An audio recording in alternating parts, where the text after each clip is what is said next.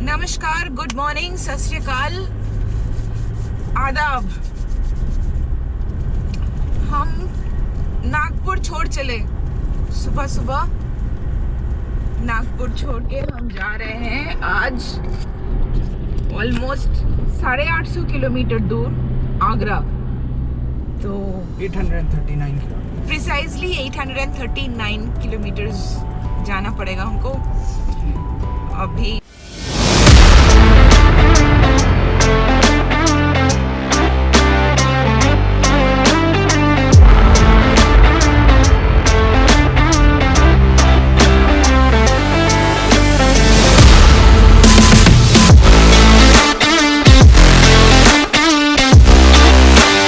सुबह के बजे हैं 7, ऑलमोस्ट 7 बजने में भी 5 मिनट बाकी है। कल हमने आपको रूम टूर नहीं दिया इसलिए कि हम अपटाउन होटल में रुके थे नागपुर में, जो कि रेसिडेंसी रोड पे है सदर के पास। बट रूम कुछ अच्छा नहीं था, ठीक था, बहुत ही बेसिक था, but it's okay for one night. But I would suggest you choose some other hotel if you're coming to Nagpur. You might not want to stay here for With your even family. Service is good. There is no problems with service. It's just that room के design बहुत ही खराब है। Room में कोई खिड़की नहीं थी तो हमको अच्छा नहीं लगा। और नागपुर के होटल्स में बहुत सारे प्रॉब्लम्स हैं। बहुत सारे होटल्स में पार्किंग का स्पेस नहीं है, तो बहुत सारे होटल्स छोटे छोटे हैं, मोस्टली ओयो और फैब होटल्स और वैसे वाले होटल्स हैं ज़्यादातर। तो नागपुर अगर आप आ रहे हैं तो प्लीज़ होटल्स अच्छे से चूज़ करके आइएगा। जो भी हो, ये रहा होटल का बात।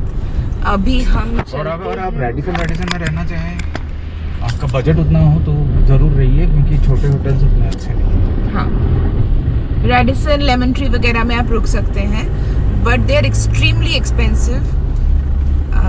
एक्सपेंसिव तो अपने आप पे होता है, वो मुझे एक्सपेंसिव लगा। 12,000-13,000 का रूम आता है। हाँ. So if that is okay for your budget, you should definitely stay there. Because the smaller hotels are not very convenient. It's difficult to park. वहाँ से गाड़ी निकालना उतना आसान नहीं है। दूसरी बात ये कि environment भी मुझे ज़्यादा ठीक नहीं लगा। Anyway, तो आगे बढ़ते हैं हम आज आगरा की तरफ। गूगल आंटी बता रही हैं कि हमको 14 घंटे लगेंगे आगरा पहुंचने में। कल हम ऑलमोस्ट 1150 किलोमीटर चले आए 18 घंटे में, और आज ये बता रही हैं कि 800 किलोमीटर जाने में 14 घंटे लगेंगे। अब पता नहीं, आगे जाके देखते हैं क्या होता है। रोड पे कहीं पे रुक के ब्रेकफास्ट करेंगे, या फिर अपने साथ बहुत सारा खाना है, स्नैक्स है, उसी में से ब्रेकफास्ट कर लेंगे, कॉफ़ी बना लेंगे, कोई दिक्कत नहीं है। मिलते हैं रोड पे आपके साथ, बने रहिए हमारे साथ। जंगल दिख रहा है साइड में, देखिए। जोड़े जंगल दिख रहा है साइड में, देखिए। हम टेंट से जा रहे हैं हम लोग। मुझे तो लगता है एमपी में तो हम घुस गए होंगे, बिकॉज वो बॉर्डर ही था, मुझे जितना लगा, क्योंकि इतना बड़ा ट्रक ले पाए और ट्रक चेक करने का जगह बना हुआ था। क्या सही रोड बनाया है। और जो बैरियर मैंने बोला था, देखो लेफ्ट में चालू हो गया है, तो यही पेंच फॉरेस्ट है। और हमें शेर नहीं दिखा। जी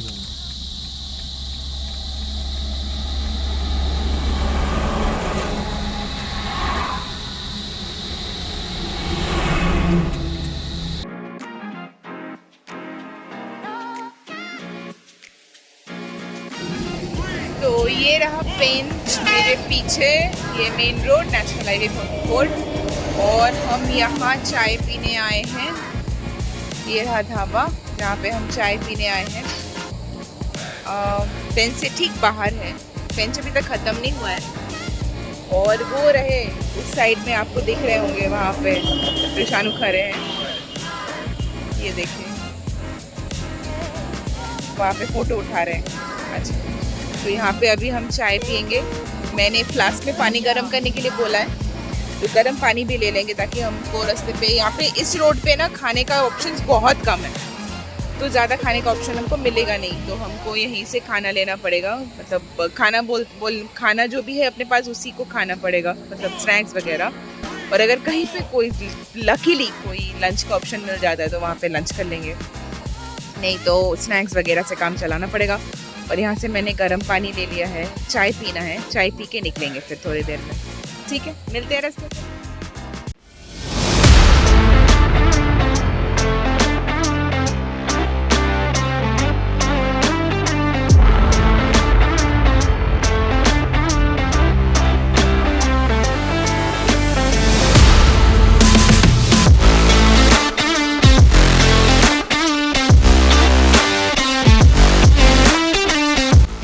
तो हमारा डोसा आ गया है, तो ये देखिए हमारा डोसा। मैं आपको कैमरा चेंज करके बताती हूँ कैसा दिखता है डोसा। ये देखिए डोसा, हाँ खाइए। कृषाणु खाने के लिए उतावला हो रहे हैं। ये देखिए जाना है बहुत दूर।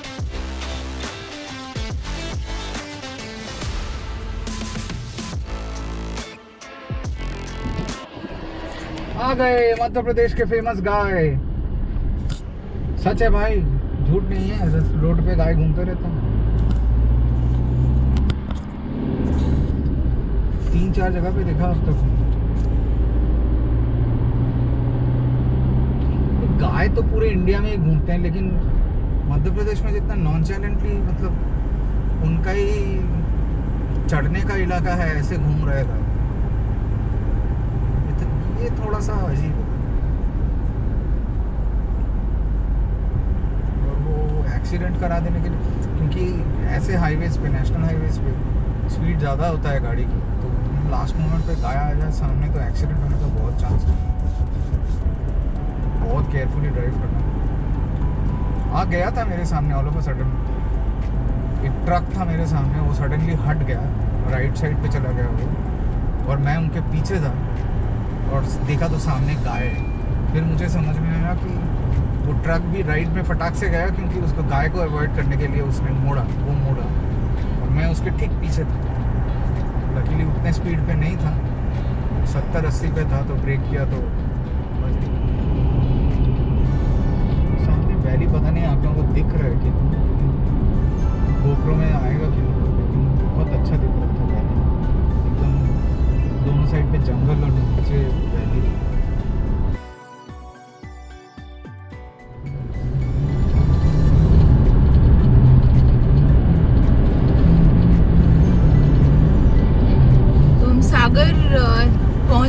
सागर पहुंच गए हैं, इन द सेंस सागर का रास्ता लेफ्ट से था। हमने सोचा था सागर में लंच करेंगे, बट ये रास्ता सागर होके जाता ही नहीं है। सागर लेफ्ट में था और हम सीधे निकल आए।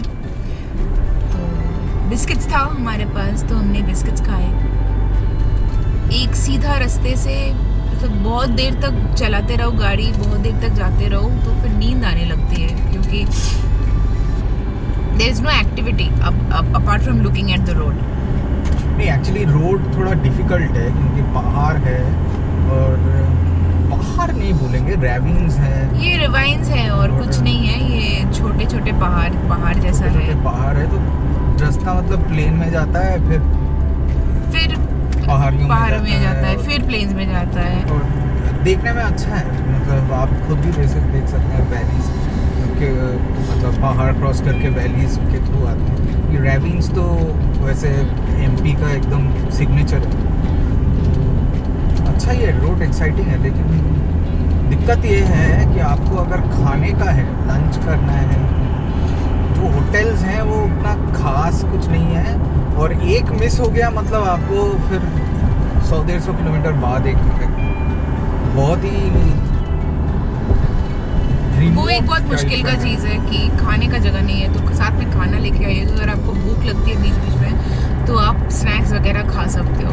या फिर बहुत लोग ऐसा भी करते हैं, हम लोग एक ट्रैवल वीडियो देख रहे थे कुछ दिन पहले, ऑफ बीट ट्रैवल बोल के उनका चैनल है, वो भी हमारे तरह बेंगलोर से लद्दाख ट्रैवल कर रहे थे, और वो लोग अपने साथ एक छोटा सा स्टोव और थोड़े बहुत बर्तन और मैगी लेके जा रहे थे साथ में। तो उन्होंने रास्ते के साइड में गाड़ी खड़ा करके मैगी बना के खा लिया। तो वैसे ही आप भी कर सकते हैं वैसा। हमने स्टोव तो नहीं कैरी किया या फिर और कुछ कैरी नहीं किया। मैं सोच रही थी कि कप नूडल्स अगर कैरी करते तो अच्छा होता। कप नूडल्स हमने कैरी नहीं किया है। जो भी हो, फिलहाल तो भूख लगी नहीं है। वो डोसे के बाद से हमने बिस्किट खाया, नाचोस खाए, तो अभी तक भूख लगी नहीं है। बट आगे से भूख लगेगी तब देखते हैं, कहीं पे रुकेंगे, कहीं ढूंढेंगे ऐसा कोई जगह कि जहाँ पे रुक सके। अभी तो बहुत जाना बाकी है। अभी भी हमको 446 किलोमीटर जाना बाकी है। गूगल आंटी बता रही है कि 7.5 घंटे लगेंगे। अभी बज रहे हैं 2 बज रहे हैं, ऑलमोस्ट 2 बजने में 10 मिनट बाकी है दोपहर के। और बहुत धूप है बाहर, 40 डिग्री सेंटीग्रेड है बाहर। खाना है, खाने आए हैं। बहुत मुश्किल से ललितपुर के पास एक खाना खाने का जगह मिला है। ललितपुर अभी दूर है यहाँ से, ऑलमोस्ट 52 किलोमीटर है। तो मिडवे ट्रीट मिला हमको एक जो खुला हुआ था, तो हमने सोचा खाना खा लेते हैं, जो भी मिले, दाल चावल सब्जी। यहाँ पे सब वेज मिलता है यूजुअली, बट दाल चावल जैसा सिंपल और अच्छा कुछ नहीं मिलेगा। तो हमने खाना ऑर्डर किया, दाल चावल और एक मिक्स वेज, वही खा रहे हैं। आप भी यहाँ पे रुक सकते हैं अगर आपको कहीं और पहले आप रुकना चाहते हैं तो पहले भी 2-4 रेस्टोरेंट्स हैं जहाँ पे आप रुक सकते हैं। बट खाने का जगह आपको थोड़ा सा ढूंढना पड़ेगा इधर उधर, बट आपको मिल जाए। और आप गूगल मैप पे भी चेक करोगे तो बहुत सारे ढाबा हैं और रुकने लायक ढाबा है जहाँ पे आप रुक सकते हैं। तो हमने यहाँ पे रुका है। दूसरे ब्लॉग देख के सोचा था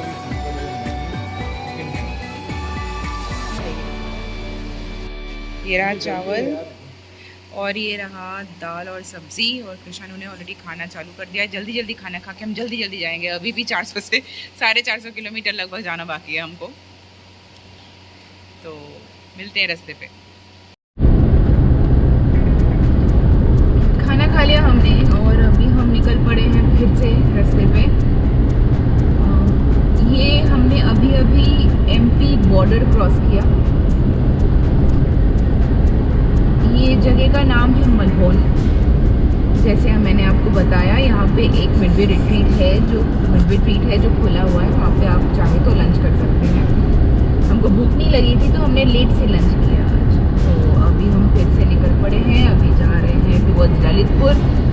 ये एमपी से निकल के ये रोड यूपी के बॉर्डर के एकदम साइड से जाता है, फिर एमपी में घुसता है, फिर मोड़ेना के बाद वो यूपी में घुसता है। तो that is how the road goes. So you will cover 3 states today. You will drive right across MP, as we said before. So this is the check post. This is the border where the trucks are checked, and you have to take this route, not the toll one where the trucks are being checked.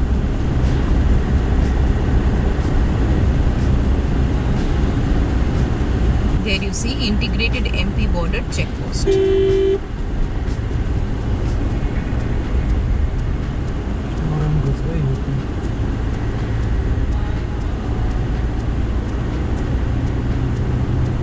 It's amazing how yesterday in the morning we were in Karnataka, उसके बाद आंध्र प्रदेश, उसके बाद तेलंगाना, उसके बाद महाराष्ट्र, आज फिर MP और फिर यूपी, फिर शाम को एमपी और यूपी। तो it's amazing how you travel right across the country. You see diverse cultures, अलग अलग किस्म के लोग, अलग अलग लैंग्वेजेस, अलग अलग किस्म का खाना। तो यही ड्राइविंग का मज़ा है जो मिलता है अगर आप लॉन्ग डिस्टेंस ड्राइव कर रहे हो। तो आप कहीं भी रुक के कोई भी जगह खूबसूरत लगे आप फ़ोटो ले सकते हो, या फिर कहीं भी गाड़ी रोक के थोड़ा सा आप रेस्ट कर सकते हो और अलग अलग जगह देख सकते हो। सबसे बढ़िया बात ये है कि अगर आपको अपनी कंट्री का सही सच पता लगा कि सच में एक छोटे से गांव में क्या हो रहा है, वहाँ पे लोग क्या सोच रहे हैं, वहाँ जाओ, वहाँ के लोगों से बात करो। शहरों में कुछ नहीं रखा है, वो रियल इंडिया नहीं है। उनसे बात करो, देखो अपनी ज़मीन कितना प्यारा है यार। मतलब मैं एमपी के थ्रू जा रहा हूँ और यहाँ पे जैसे हिल्स और वहाँ पे कहीं पे जंगल, कहीं पे पहाड़, जंगल, कहीं पे पहाड़, कहीं पे नदी, इतना प्यारा है। मतलब ये आपको पता कैसे चलेगा, आप सिर्फ टूरिस्ट स्पॉट में जाके वो पता नहीं कर सकते। हर जगह टूरिस्ट स्पॉट नहीं है, लेकिन वो वहाँ और भी अच्छा है क्योंकि वहाँ इतना आइसोलेटेड है। दूर कहीं एक छोटा सा मंदिर, एक झरना, ये देखना है आपको तो आपको ड्राइव करना। हाँ दिक्कत है, छोटे छोटे शहरों में या कुछ जगह पे आपको बहुत ट्रैफिक मिल जाएंगे, रोड पे आपकी गाड़ी ख़राब हो सकती है, कहीं भी रिस्क है। लेकिन क्या है कि अब हम लोगों का सर्विस नेटवर्क ज़्यादातर अच्छे ब्रांड्स का काफ़ी अच्छा हो गया है, तो वो दिक्कत आपको ठीक, मैकेनिक भी मिल जाता है हर जगह पे। हाँ, रोड पे आपको अगर कांस्टेंट ड्राइव करेंगे, if you are not careful, there is something called road sickness. आपको अपना ड्राइव प्लान करना पड़ेगा कि आप कितना ड्राइव कर सकते हो, आपका कैपेसिटी क्या है, आपका टायर्डनेस क्या है। मतलब यहाँ पे ना चौड़ा नहीं बनना है कि मैं ये कर लूँगा, मैं ये उखाड़ लूँगा, ये नहीं करना है। आप पहले 100-150 किलोमीटर के ड्राइव से चालू कीजिए, धीरे धीरे आपका कैपेसिटी बढ़ेगा, तब मेरे जैसा 1200 किलोमीटर कीजिए। मतलब वो भी एडवाइजेबल नहीं है कि कोई 1200 किलोमीटर करे, लेकिन मैं कर रहा हूँ 3500 किलोमीटर का एक साइड का जर्नी। मेरा टोटल ट्रिप 7000 किलोमीटर का है, तो मुझे टाइम बचाने के लिए एक दिन 1200 किलोमीटर करना पड़ता है। I wouldn't advise anybody to do 1200। लेकिन हाँ, आप 600-700 किलोमीटर कर सकते हैं दिन में, लेकिन उसके लिए प्रैक्टिस होना चाहिए। और मैं लॉन्ग ड्राइव्स कर रहा हूँ 2009-2010 से, अब जाके ये रिस्क उठाया है। और इसके पहले हम बहुत घूम चुके हैं, ऐसा नहीं है कि ये हमारा पहला लंबा ट्रिप नहीं है। इसके पहले हम पूरा साउथ इंडिया घूम चुके हैं गाड़ी में। बैंगलोर से जितने भी छोटे छोटे हिल स्टेशंस हैं या फिर घूमने का जगह है, हम सारा देख चुके हैं, और वो भी हम गाड़ी से गए थे। इसके पहले हमारे पास स्विफ्ट था, उससे ट्रैवल किया है। उसके पहले एस्टीन था, ऑल्टो था, हमने उससे भी ट्रैवल किया है। तो अब आजकल तो सबके पास एसयूवी होने लगा है, तो एसयूवी अभी भी आप देख के लीजिए, सिर्फ लुक्स के लिए मत लीजिए। ऐसा लीजिए कि आप इन्वेस्ट करो उसमें अपना पैसा, जिसमें सेफ्टी रेलिंग्स हो, क्रशेबल नोज हो, जिसमें सारे साइड एयरबैग्स भी हो, फ्रंट एयरबैग्स भी हो। आप देख के गाड़ी लीजिए, सिर्फ ऐड देख के और लोगों से सुन के ऐसा नहीं लीजिए, बाकायदा रिसर्च कीजिए। आपका पैसा है, देख के लीजिए। आपको अगर लॉन्ग ड्राइव करना है, उसके बाद लॉन्ग ड्राइव ज़रूर कीजिए और केयरफुल रहिए। जैसे ये गाड़ी ओवरटेक किया, without horn, without blinkers, nothing, पीछे से आके ठोक के चला जाएगा।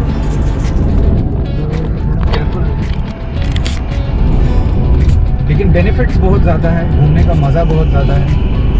अपने हिसाब से आप रह सकते हैं, अपने हिसाब से आप प्लान कर सकते हैं, जितना चाहे लगेज कैरी कर सकते हैं।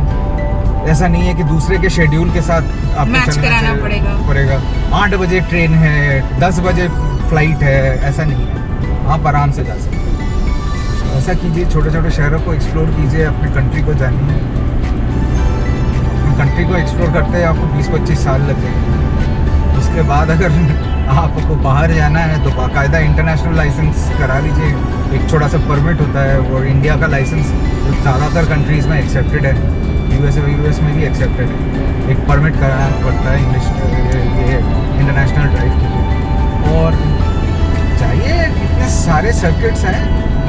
अपने नॉर्थ ईस्ट से निकलिए, थाईलैंड जाइए गाड़ी में, ब्यूटीफुल ड्राइव है। और आप चाहे ड्राइव करें चाहे ना करें, बाहर करें, देश में करें, ट्रेन से करें, प्लेन से करें, पर करें ज़रूर। ट्रैवलिंग एक अलग थेरेपी है। मुझे तो बहुत अच्छा लगता है ट्रैवल करना, इसीलिए दिक्कत होती है। ऐसा नहीं है कि लॉन्ग ड्राइव में जो ड्राइव कर रहा है उसको तो टायर्ड लगता ही है, बट पैसेंजर सीट में भी जो बैठा रहता है उसको भी अलर्ट रहना पड़ता है। ऐसा नहीं कि मैं सो जाऊंगी बीच रास्ते पे, मैं सो जाऊंगी 1.5-2 घंटा पैसेंजर सीट पे बैठ के सो जाऊंगी, ऐसा नहीं होता है। और देखो, अगर पैसेंजर सीट पे जो ड्राइव कर रहा है उसको कंसंट्रेट करना पड़ता है। तो पैसेंजर सीट में है, वो होटल बुकिंग्स देखता है, वो नेविगेशन देखता है, किस तरफ जाना है, वो म्यूजिक देखता है, वो ऑफिशियल डीजे है गाड़ी का, तो ये सब होता है, ये सब करना पड़ता है। बट मज़ा आता है बहुत ज़्यादा। बट वही मैं जो बता रही थी, घूमिए ज़रूर, देखिए अपना देश बहुत खूबसूरत है, और क्या नहीं है अपने देश में। हर एक देश में ऐसा नहीं होता कि जिस देश में बर्फीला पहाड़ भी हो, समंदर भी हो, झरनाएं भी हो, छोटे पहाड़ भी हो, जंगल भी हो, सब कुछ एक देश में बहुत कम देखने को मिलता है। और हाँ, कैसे भूल सकते हैं हम, डेजर्ट भी हो, सब कुछ। और ये से छोटे छोटे जगह में आपको लोग मिल जाते हैं जो बात करके बहुत अच्छा लगता है। अभी जब खाने के लिए हम लोग जो मिडवे में रुके थे, वहाँ पे एक लड़का मिला मुझे। इतना छोटा सा जगह है, अनिंदिता बोल रही थी ललितपुर है, ललितपुर भी नहीं है, वहाँ से भी 52 किलोमीटर दूर है, दूर थे हम लोग। और जगह का नाम मुझे अभी भी याद नहीं है। मलहोन भी नहीं था, के से नहीं, कुछ वो था। मिडवे मलहोन था। अच्छा, मलहोन था। तो उसमें एक लड़का मिल गया मुझे, जो हम लोगों की गलती है। हम लोग जैसे बहुत इतने जगह पे रहे हैं ना, इतने स्टेट्स में रहे हैं कि हम लोगों की भाषा बिल्कुल खिचड़ी बन गई है। हम लोग हिंदी में बात करते हैं, हम लोग बंगाल से हैं तो बंगाली में बात करते हैं, हम लोग इंग्लिश में भी बहुत ज़्यादा बात करते हैं, और थोड़ा बहुत साउथ इंडियन कन्नड़ा में भी थोड़ा बात कर लेते हैं। मतलब भाषा पूरा खिचड़ी बन गई है हम लोगों की। और तो वो सुना हम लोगों से कि हम लोग इंग्लिश में बात कर रहे हैं, तो उसको लगा शायद हम लोग इंग्लिश में कंफर्टेबल हैं। तो वो आके हम लोगों को इंग्लिश में पूछा कि इज़ एवरीथिंग ऑल राइट, और is there anything more that you want, I hope you will be coming here again if you travel this route. And I was so shocked कि वो इंग्लिश बोल रहा है, इसलिए नहीं, क्योंकि उसको पता है कि कस्टमर से कैसे बात करना चाहिए और क्या बोलना चाहिए। हम लोग इतने रेस्टोरेंट्स में जाते हैं, पता नहीं होता। इवन बड़े बड़े शहरों में वेटर्स को, मतलब वेटर्स सबको नहीं पता होता कि कस्टमर से कैसे बात करना चाहिए। ये कितना अच्छा लगा मुझे कि अगर हमारे देश के छोटे छोटे ईटरीज में हम लोगों का वो समझ आ गई है, बिजनेस का समझ आ गई है, तो मतलब इससे अच्छा क्या हो सकता है। बहुत अच्छा। कहने की बात ये है कि अपने कंट्री को डिस्कवर कीजिए, घूमिए, मज़ा आएगा, अच्छा लगेगा।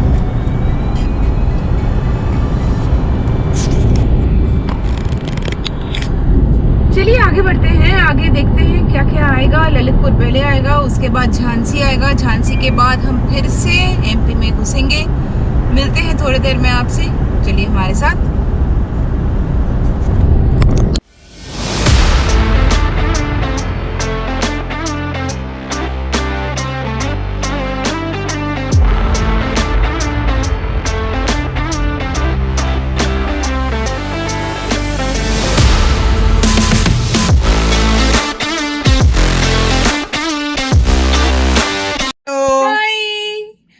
So we've reached Agra. We finished a drive of 842 kilometers from Nagpur to Agra. It took us a long time. It took us a long time. It took us about 12 and a half hours. 12 and a half hours because we took a lot of breaks, which is not suggested. It's suggested you take quick breaks. But we were passing through Pench and we liked the place, so we took one break over there. Then right outside Pench, we took a breakfast break. Then we took a lunch break somewhere in MP, and then we stopped for tea at least 3-4 times. And we got stuck in traffic. Gwalior to Agra is a very difficult stretch. The national highway is infested by local traffic and you can't go above 40-50.